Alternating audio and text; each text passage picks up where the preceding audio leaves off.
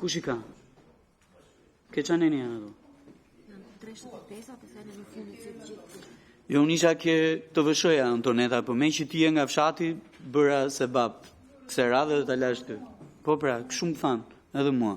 Vazhdojmë. Kene një, ka vretje, sugjerime? Jo. Kush është pro? Kundër, abstenim, miratohet. Neni 2. Ka vretje, sugjerime? Jo. Kush është pro? Kundër, abstenim, miratohet. Neni 3. Ky është riformulimi i komisionit të? Ioni. Ka një propozim nga komisioni.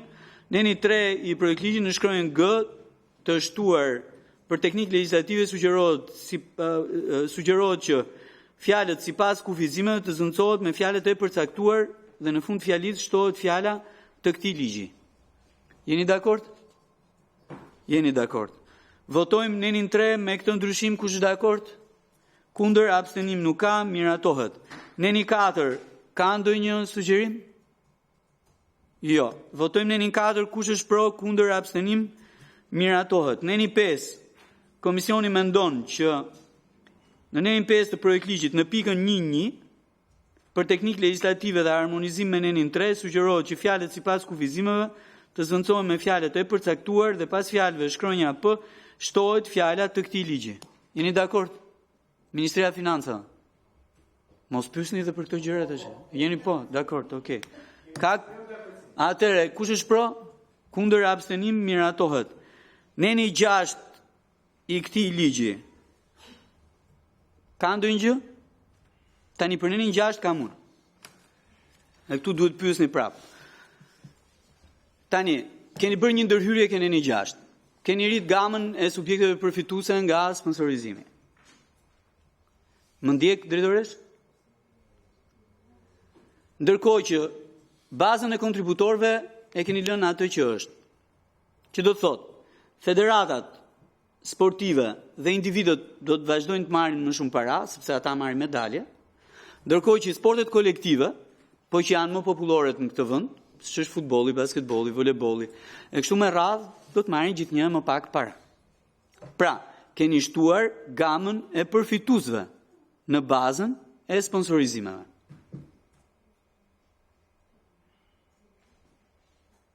Qartë? Është kështu. Okej.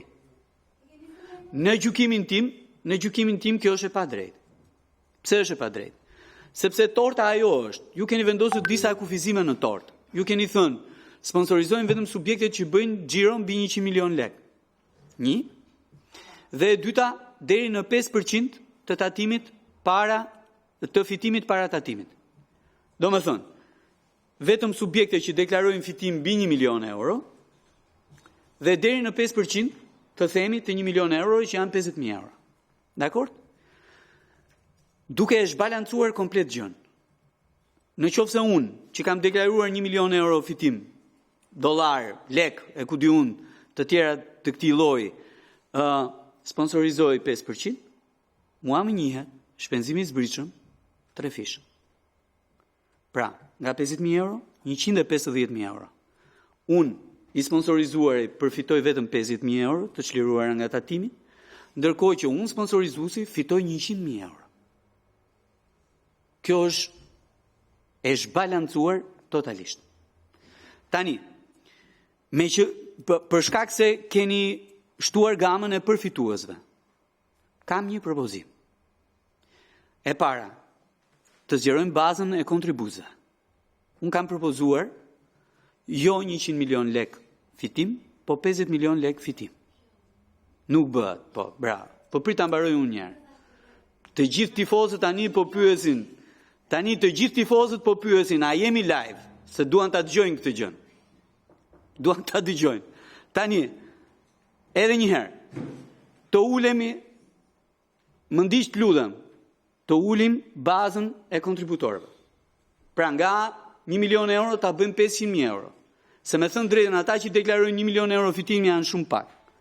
Dhe së dyti ta sjellim në ekuilibër, që t'ju bëj ta bëj dhe qeverinë të fitojë. Jo të njihet 3 fish, po të njihet 2 fish, se 3 fish është alogjike. Dhe në krahun tjetër, jo deri në 5%, po deri në 7%. Pra një formul që çon, unë jam interesuar për sportin, po do isha shumë interesuar edhe për librin, me thënë drejtën. Po të paktën në këto dy kategori të çojmë pak më shumë para për sponsorizuar.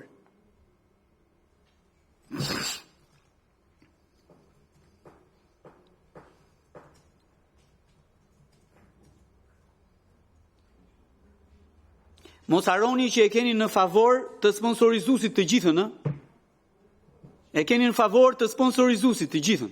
Nuk e keni në favor të sponsorizuarit, e keni në favor të sponsorizuesit. Dhe dua t'ju jap edhe kontekstin, lutem, duhet t'ju jap edhe kontekstin. Ne kemi futboll sot në Shqipëri. Kemi vetëm ekipin kombëtar të futbollit. Pse? Sepse federata e ka zgjidhur me ligj situatën e vet. Po klubet është turpi i madh. Tirana rrezikon dalin nga kategoria. Partizani i Tiranës, domethënë po lëviz në ato ujëra. Vlora është jashtë kategorie që tani. Elbasani shqyru u kthye. Korça është në kategori 2. Po le Lushnja Fieri këto nuk diskutojnë këto fare. Këto që kur vendos të vëshëja bujqësisë morën fund edhe nga pikpamja sportive edhe këto. Po them, Treqereku i Shqipërisë sot nuk është në elitë. Nuk është në elitë. Ndërkohë që basketbolli, volejbolli kanë vetëm ekipe kombëtare. Ndërkohë ne kemi ngritur klasa sportive, po i lëm deri aty. Deri ke klasa e 9. Se më tutje pastaj ata s'kan ku të luajnë. Se s'kan ekipe që t'i përfaqësojnë. Pse? Se s'ka buxhet ke ato ekipe. Ndërkohë që ka ekipe që janë barre bashkive akoma sot e kësaj dite. Tani është gjëja më normale në botë që ta sillim në ekuilibër skemën. Ju shumë mirë keni bërë që keni shtuar gamën e përfituesve. Ajo goca që garon në ski për ne, po patjetër duhet marri sponsor akoma dhe më shumë, pa nuk e diskutoj këtë gjë. Po jo vetëm ata që marrin medalje, duhet ndërtojmë ekonominë e sportit. Si ta ndërtojmë ekonominë e sportit? Me lekët e bashkisë? Nuk bëhet sport me lekët e bashkisë. Është turp i madh.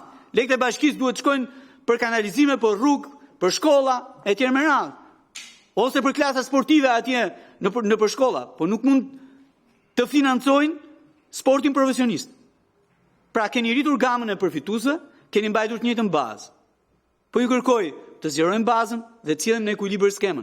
Mos fitoj vetëm ai që i sponsorizon. Se praktikisht me këtë skemë fiton ai që i sponsorizon. Nuk fiton i sponsorizuari.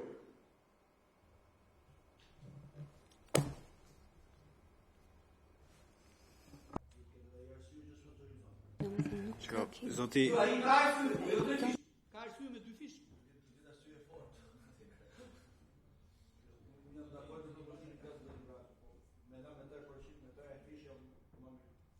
Me lënë me 3 fish. Me 7% jam dakord dhe me ul nivelin ke 500.000 për mua. Po e pranuan, dakord jam unë. Po unë për të sjellë në ekuilibër edhe me qeverinë këtë gjë se do duke mund si në thonjë zagrabitës i qeverisë. Për qëllime të sportit.